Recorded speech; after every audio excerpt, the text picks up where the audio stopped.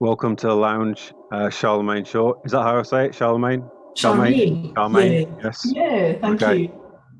you. So today we're just basically going to have a chat about everything that you're up to and what you do in the NFT space. So I guess a good start off point with that would be what was your path into it then? What was your path into crypto and NFTs? Right. So I got into crypto in 2019. So there was a friend who I worked with who, was sort of guided me and said, if you've got a couple of £100 and you don't mind taking a bit of a punt, buy some Bitcoin, buy some XRP, a few other ones, and Yeah. just see how it goes. And I didn't sort of believe him. So I started watching the prices going up and down. And then a few months later, like the prices had gone down. And I said, you advised me to invest in this and now it's gone down. And he said, yeah. He says, thanks for doing your own research. But now that we're in a bear market, is the Mm. perfect time to buy. Buy more. So I bought at really good rates. And that was my sort of entry into crypto. Got addicted from there. And I also got an interest in art. And the same friend said to me, oh, you like art, don't you? Have you heard of this thing called crypto art? And I said, no, what's that? So he sent me this article from Super Rare. Well, it was an advertising sort of educational thing saying, look, there's all these people putting their art on the blockchain. If you want to find out more, click on this link. Well, it took me to Super Rare. I bought some NFTs. The first NFT I bought cost me like $13 in ETH. It was so cheap. All right. And it was a really lovely piece by a chap called Buzz Lightning. And it was animated and it was a Bitcoin sitting in a roller coaster going up and down on Right. this I think I've seen that. Satoshi. Yeah, Yeah. it's so cool. It's And I think there's a gif. Yeah, there's a couple of gifs of that. You see like the memes of it when it. Well, I yeah, think it was like yeah, last year when the market was crashing and everything. It was like everyone's on a that's roller right. coaster. Yeah. I know. And I just loved it and I got hooked. And at that point, I thought that all crypto art had to do with cryptocurrency. But Mm, it turns out it could be any type of art. It's the fact that you're putting it on the blockchain that makes it crypto yeah. art. Mm. And then obviously the term NFT became popular. So nobody talks about crypto art anymore. No. Yeah. Yeah, that's true. Actually, it's passed over a bit more towards just art and stuff now. I think that's a misconception a lot of people have that it has to be crypto art, and they it's sometimes hard to wrap their heads around that. It's no, it's just art. It's just digital art. It can be anything. So you co-founded Women of Crypto Art. Are you the sole owner, or is there someone else in Yeah, you with so that as well? it's a DAO, so nobody owns it. So there were six of us originally. Well, how it all started, there was a Twitter group chat got set up by a couple of women artists, Hmm. and I got invited by mistake because I'm not an artist, right? Right. But although I was known as an NFT collector. And so I thought, this is interesting. So I had bought art from some of these women that were in the chat, and I thought, finding out sort of fly on the wall here. Yeah. And they were all complaining about, I can't sell my NFTs. I'm going to give up. I'm going to go back to my day job. This is really hard. This is terrible. How can we help each other to be as Hmm. successful as some of the other people that they had seen? Because Yeah. NFTs, there was the people like Trevor Jones and Pack and various others. They just shot to stardom. And in the meantime, there's these like hundreds of other artists who couldn't get any traction. So we decided to set up an organization where we could put on exhibitions together in the Metaverse and just support each other, retweet each other, follow each other, just be good people. So Yeah. the values of Waka are sort of DeFi. So we were interested in diversity, equality, fairness, and inclusion. So we've got about 1,300 members. It's a non-profit organisation. We do some sort of fundraising through Gitcoin grants and things like that to Okay. pay for gas fees for putting on exhibitions. We do a lot of collaborations. So maybe 20 artists will all get together and say, let's do something big. and we'll mint it on async in layers and really cool stuff like that. But you know, it's just been really great, and it's not only women that can join. Anybody can join. Okay, I thought it was like a women-only group, to be honest. Yeah, okay. Because obviously a lot of collectors, the majority of collectors are men. Come on in, men. You're more than welcome. Buy the art. Okay, I didn't realize that. Yeah.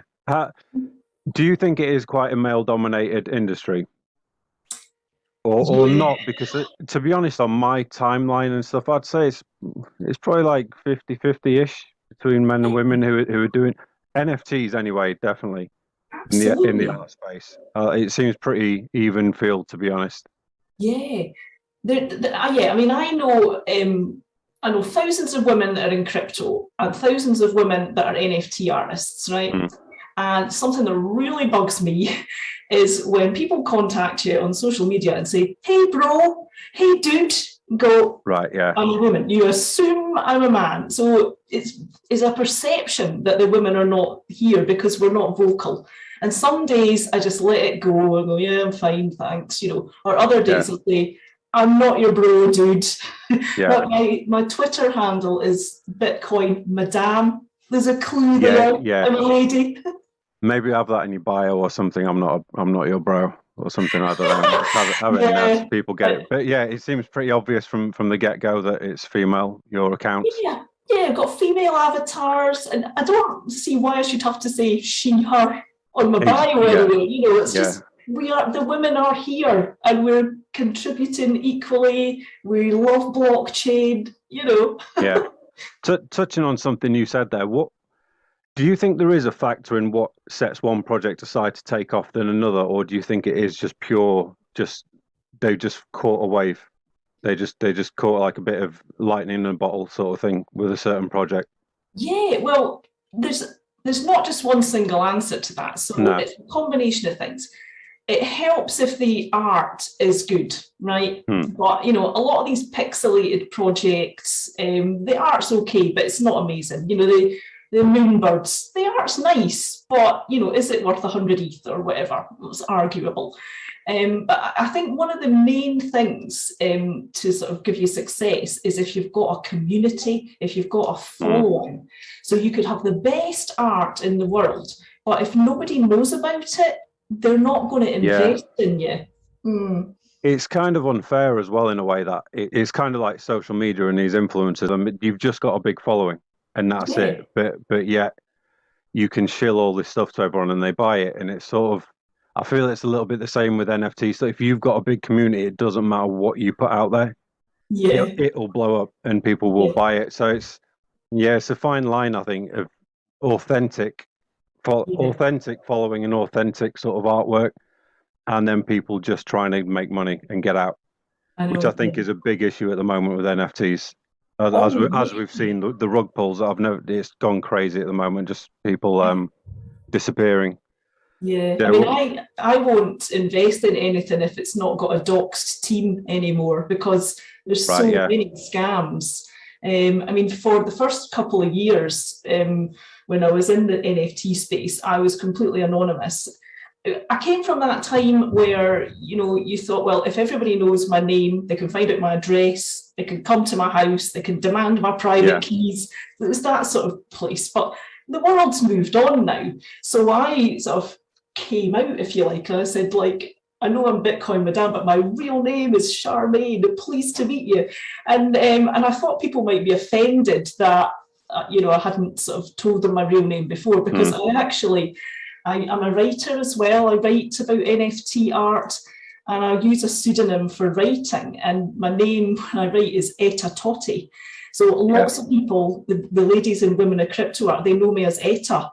And so it's been a bit awkward. Obviously, I have what I call a real life that I've had for the last few decades, which is on LinkedIn, that is me. You know, I'm a real person. I've had real jobs, you know, and I'm now trying to marry up my two identities to be an authentic person. It's quite weird. I'm sort of like you. I sort of came up in the area of like privacy's best sort of thing. So it's difficult for me now. I'm even like that. I mean, I work for Nocturne, Even me on my socials and stuff, I haven't got my real name on there and everything. It's only LinkedIn where I've got it because I just kind of want to keep it work and then me. Sort of, I Yeah, want to keep that sort of distance between the two things. absolutely. You want to kind of keep a bit of distance between all the trolls and stuff when especially when you've got a project and you're putting things out there. Absolutely. And Yeah. if there's like a little delay on something or anything, they jump straight on you, and it's just like, wow. That's right. I know. I mean, I got a lot of trolls when we started Women of Crypto Art, Walker. Mm. You get the people that say, "Oh, you're excluding men." It's like, no, we're not excluding men, and they were just looking to fight. Oh, I didn't 100%, give them it, so they went away. That's the thing. Just ignore it, and I think it goes away in the end. I think Yeah. that's the best way to deal with it.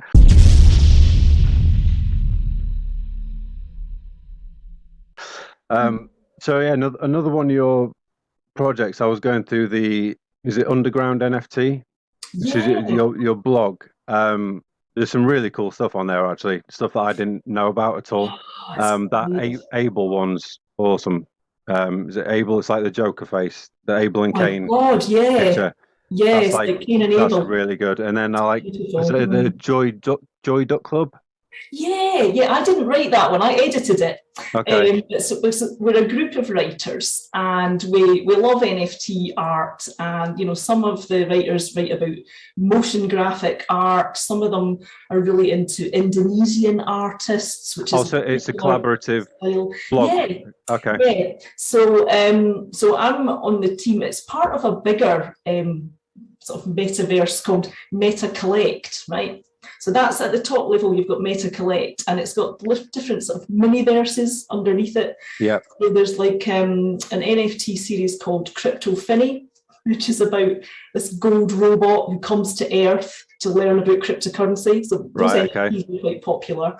And then there's a pixelated NFT 10,000 edition called the Crunks, which is about sort of degeneratives, sort of hillbilly types who love Bitcoin, Right. and Okay. get high and stuff like that. It's got a certain market.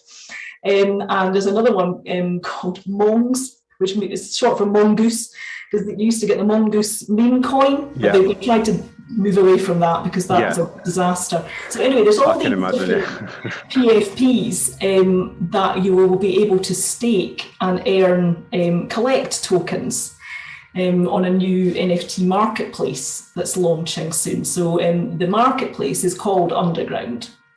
It's launched with the EOS blockchain. Not a lot of art going on EOS at the moment. You've got Atomic Hub, which I don't know if you've ever used it. It's a nightmare to navigate. Oh, it's awful. Got to say, I haven't used that one now.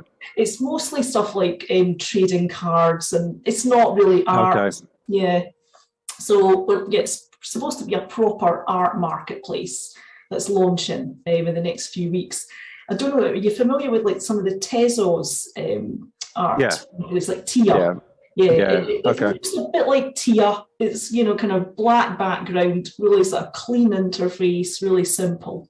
And what we'll do is we'll link the articles people have written about the art to the NFTs that are on sale, so you can find out more about the artists and their inspiration. So it's going to be huge. Yeah. So they're kind of marketplace stroke blog stroke information place. So yeah. Yeah, absolutely. Yeah. And it's a good community, and you can earn staking rewards. They're going to launch the Collect token, which will be tradable on Uniswap. And for every day that you own certain NFTs, you earn Collect tokens, and you can then use those tokens to buy art on the site. So we're not the first people to do that. Super rare and looks rare. You can do like tokens, but yeah, it's a really exciting time. What's the criteria for people then to be featured on the Underground NFT blog site? Is it just what you guys like? Yeah. Or can people apply and say like, I want to give you my NFT collection to put up on there? Or yeah, so we have a rule, like we have to like the art. We have to want to highlight it. So we're trying to highlight underrepresented new artists who need a bit of a lift, who maybe don't have a big community yet. So, if somebody came along to me and they had absolutely dreadful art, I would just say, no. It's very difficult, but I would say, no. We'd say the standard of applications has been very high. Thank you for applying, that kind of thing. And sometimes other writers in the team, they'll publish things that's not my taste in art, but they believe in it. And I think that's good that we've got a bunch of writers with different tastes in art. It keeps it fresh. Yeah, because there was a lot of different types of art on there. There's some that look like oil paintings, like really detailed, cool sort. I know. And there's others that are more fun, like I said, like a Joy Duck Club. Yeah. Which I personally love that one. I've never seen them before. And there's like the shaky glitch art. I'd love that on my wall, to be honest. I think that's brilliant. I know. So yeah, it was actually interesting for me to see it because I guess because I'm kind of in the crypto side of it, you tend to only see the sort of cartoony art. Yeah. And I've kind of been missing the sort of more what's the word for it? Traditional artists and art that is on the blockchain. So it was really good to see that, like the Able piece and everything. I really enjoyed that. That takes me back to my sort of art school days and all this sort of stuff. And I think that's really underexposed, that sort of art. I think because you ask anyone who isn't in crypto what an NFT is, they'll all show you probably a picture of a blockified JPEG. Like CryptoPunks or Bored Apes. That's what everyone's perception of it is. And I think there's so much more to explore. So I think that's really good that you're doing that and shining light on those. And I think there needs to be more of it out there, to be honest, to sort of legitimize the space a lot more. Yeah. So I feel it's lost a little bit of credit at the moment because of everything that's been going on. And the people jumping in and just kind of taking the money and running rather than actually a love for the art. I think that it's supposed to be a love for the art and a love for the space. And I think it gets lost sometimes, that. Yeah, absolutely. That piece, Able, that you mentioned, that's by a lady called Marie. And she's got a very diverse kind of style. So I think I bought that piece on Maker's Place, Marketplace, and she's got a lot of her art on there, and it's really cool. And she was one of the first people to join Waka as well. And I remember when we did our first exhibition in Crypto Voxels in a really cool gallery called the London Gallery, which was owned by an artist called Angie Taylor. She was one of the founders of Waka. And, she's a legend. She was a punk back in the 70s, she's Scottish, but she lives in Brighton. She's the real deal. Yeah. And she had this amazing Crypto Voxels gallery. And we're all mouse dancing. Your mouse moves backwards and forwards and stuff like that. And we're just building community. It's really great. Awesome.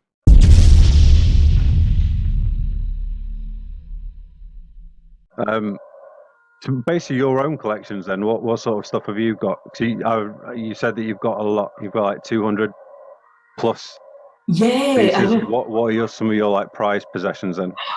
Right, okay, so the chap behind me, you'll recognise it's Suppulsion. But that's painted by a chap called Trevor Jones, who lives not far from me. And I've got some of his, that's obviously a print, but I've got some of his NFTs, including one called the Bitcoin Angel, which I think I've written about several times. And so this summer, there's going to be a party in Stirling Castle with 400 Bitcoin Angel collectors. It's going to be a very exclusive deal, and including lots of famous crypto artists will be there.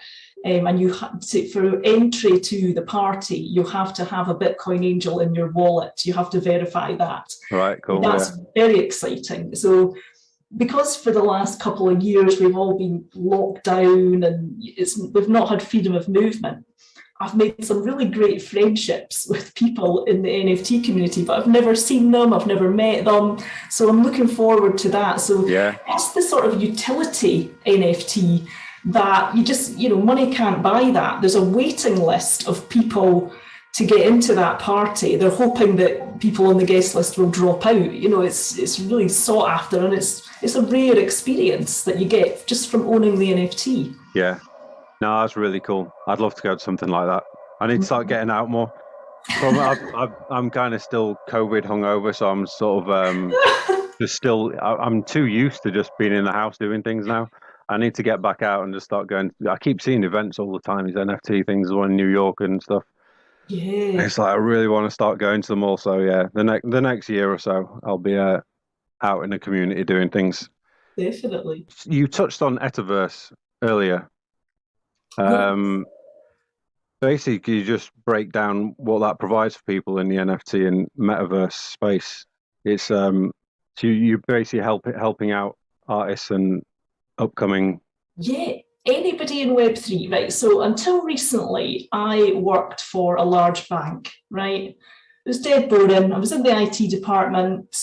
We never delivered anything. We just kept, let's shut down this project and let's start a new project. It was just dreadful. But it paid well, I'll say that. And because I was spending a lot of my free time in the sort of NFT space and the crypto space, I suddenly thought, I could probably earn as much money, if not more, in what I'm actually passionate about.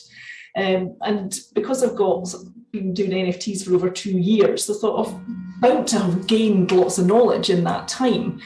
And plus I'm able to speak to people in a sort of corporate environment that I've come from.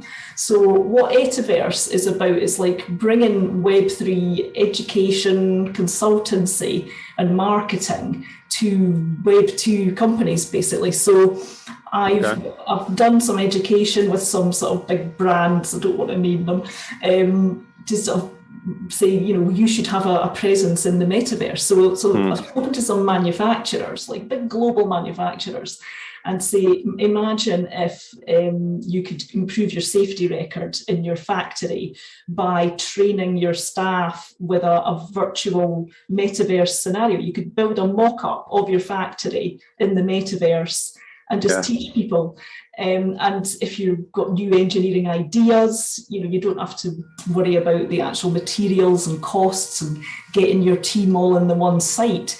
The metaverse, all the different metaverses are, better or worse at doing that and providing that service of bringing teams together that are global. So I'm really enjoying it, and I'm helping get these brands into Web3, so it's nice. So that's the sort of corporate side. And then there's also the artist side. So people who've got great art but can't get any traction, they need like a marketing strategy. Say, how am I going to build my brand, my following? How much should I be charging? When should I launch? What blockchain should I launch on? So I give advice like that as well. That's really good advice, actually, because I think a lot of creatives need that. When me in my younger years, especially, and people that I know, we can have ideas and we can do art, but we have no idea what to do with it. Yeah, it's sort of like I want to get from A to Z, but I can only get to B. Like I can't think how to get there, sort of thing. So yeah, that's really cool that you're doing that. Right, what would you like to see more of in the NFT space, and what would you like to see less of? Oh, wow. That's a great question. I'd like to see more recognition of women in the NFT space. So if you look at the top 100 selling NFT artists, it changes every day, but you've always got Pac, you've got Beeple, you've got Mad Dog Jones. There's always the same kind of top 10. Yeah. And then, there's maybe, you're lucky if you get 10 women out of the 100.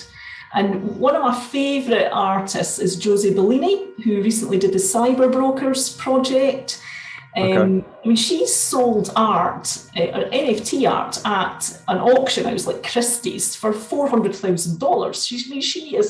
She's an OG artist and stuff, and she just doesn't get the recognition, And I think because she's done the Cyber Brokers project, not under her own name, but as the team, because there's 4 of them, I believe, in the team. Yeah. then she's not getting bumped up the ranking. And it's just, because women tend to be more collaborative and they don't say, look at me, I'm brilliant. They'll say, look, our team is brilliant. So the individual women are not getting their place. So I'd like to see more of that. It's just been exposed, though, who created the Bored Ape Yacht Club. The lady, I know. The lady, yeah. So she's now getting loads of exposure. I think she's just done a piece in Rolling Stone. Oh, that's really good. So that's really good. So, I mean, arguably, probably one of the most famous ones in the NFT space now. Absolutely. So, yeah, that's definitely a plus point. Yeah, I know. I wish I'd bought a Bored Ape. Oh, yeah. We've got regrets, haven't we? No, I saw it initially and I thought that's too high. It's too high a price to mint those. But then, I saw it when it was quite cheap and I thought, it's all right. Yeah. It's the community that's made it a success, not the artwork. 100%. Yeah, it's kind of a phenomenon how that's taken off. Because there's a lot of similar projects. So I find it just interesting to try and figure what does take it to that stratosphere or not. It's really hard from me personally, I can't differentiate, to be honest, because all I see is art. So when I'm looking at an NFT project, being an artist, I'd literally just look at the art. If the art's bad, I'm not bothered about. I don't want to own it at all. I totally in agree. any way. So, and if the art's really good, I want to treat it like it is art, and I want to buy that art. Yeah. So when you get loads of projects that have got the exact same art style, I find it bizarre how one can just shoot off. Yeah, I mean, if you've got maybe like a very average piece of art, but you've got Gary V and his team behind it, that's going to the moon. So it's all about the team and the community behind it. There's a lot of marketing and money behind them as well, behind some of these projects. And I know you were saying earlier, you have people come on that say, how is this one blowing up, but mine's not? What you've got to remember is a lot of these, like Yuga Labs and stuff, they've put millions into marketing. And they've got all the right influencers on board to promote it and stuff as well. Yeah. And your average person who's an artist can't do that. They can't afford to pump in this amount of marketing. So I guess it's how do you overstep that? It's tough if you're just a regular person trying to break into the space. You're going to have to create a phenomenal sort of lightning in a bottle project really to fully compete. I think. Yeah. Like, to the blue chip ones anyway. Yeah, I know. You asked me as well what I like the least or what I would like less of. Yeah. Right, yeah.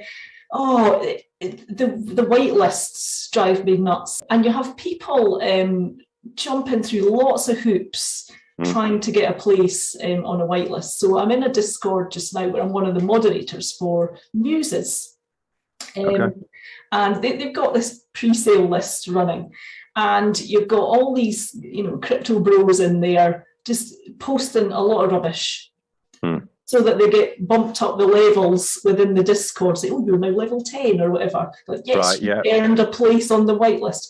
And they're not interested in the project at all. But they just want to get on the whitelist, buy it cheap, and then flip it at the public sale, So...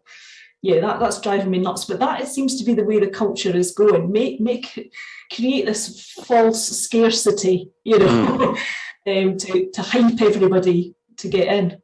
Yeah, there's a lot of people that use bots as well to get in and just sweep up the floor with these things. And it's a really frustrating problem. We've run into it as well. And I get lots of bots offering to buy my NFTs as well for way below the floor prices. If it was a real person, I'd be insulted, but it's somebody that's programmed a bot to do it, So. Yeah, and they're really smart now as well. They can actually program the bots so that they get through the captures.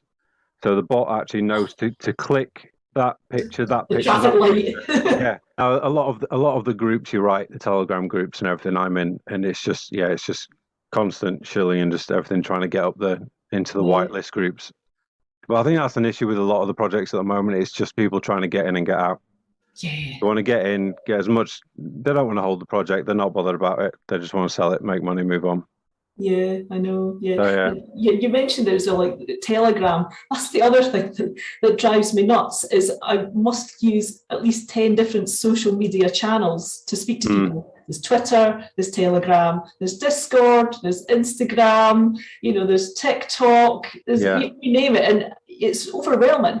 I don't know how anybody ever gets any work done because you're constantly checking all these platforms to see if there's anything you're missing. It's the FOMO, isn't it? Yeah, I mean, you can genuinely spend 2 or 3 hours on Discord just reading the messages on the groups. Like you don't even say anything; you're just reading them all because there's so many.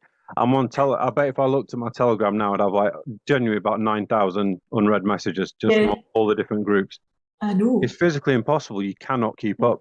I know, and I'm always frightened to leave a group in case like there's some really juicy information. No, do you know what? I've done it recently because I've just thought I hardly ever look at this. It's just there in case something happens, but I can't read it. I haven't got the time. But yeah, I've had to be really selective about what I'm on now.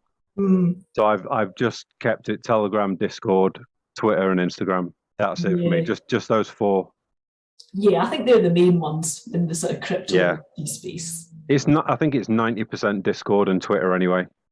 In Instagram doesn't seem as much interaction for our stuff anyway. Yeah, more than buying and selling. Yeah, I think it's probably good for NFTs because it's just it's pictures, so you're basically displaying pictures. But for crypto projects in general, unless you've got amazing branding and really cool artwork, there's not much to put on Instagram, really. I mean, it's just info, isn't it? So I guess it's quite tough. I mean, I'm cool with everything we've spoke about so far. Is there anything else you'd like to touch on, or? Oh yeah, so I wanted to talk about the Muses project. Okay. So Muses is an NFT project which combines fine art.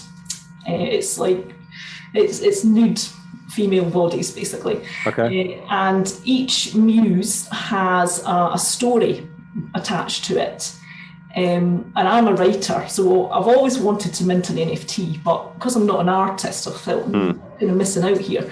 But I was approached by the Muses team to say, oh, you're a writer in Web3, would you like to write some short stories for us? So I said, oh yeah, send me the artworks. And they said, yeah, so we've got 100 muses, they're all black and white pictures, and choose 2 that you like and write a short story about them. And I saw the artwork. I can send you a link to it.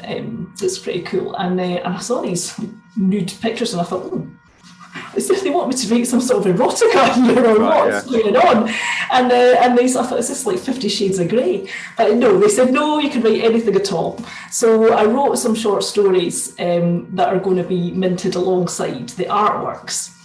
And also the other exciting thing about the Muses project is they've got AI engines involved as well. So there's 100 original black and white portraits and 100 original stories, but there's 2 AI engines. So one of them will turn the 100 paintings into another 899 coloured paintings of abstract nudes, and they're quite beautiful. And the written AI engine will generate stories, which I was kind of had mixed thoughts about at first. I thought, well, I'm a writer, and if a machine can write stories as well as a human, then all writers are going to be out of business. But the AI stories they're quite nice actually, and I run a Twitter space every week for Muses. And some of us writers will read out stories and we'll get the audience to guess whether they think it was written by a real writer or the AI. Okay, that's cool. Sometimes they can't tell. So that's a nice project. And that's really cool. Yeah, it's not minted yet. They're minting at the end of the month. But if you have an NFT, then you get a thing called a mint pass. So if you were like a movie producer or an author, or you wanted ideas in like a pitch for your next movie or graphic novel, anything really, you could throw in some words into this AI engine, some random words, and it will give you pitch ideas. It will come up with like a 10-line story about something. And you think, I could turn that into a movie. So this would be available to anybody that holds the NFTs. So it's like, how Mickey Mouse and Disney started like 100 years ago. And it was just like a drawing on a bit of paper.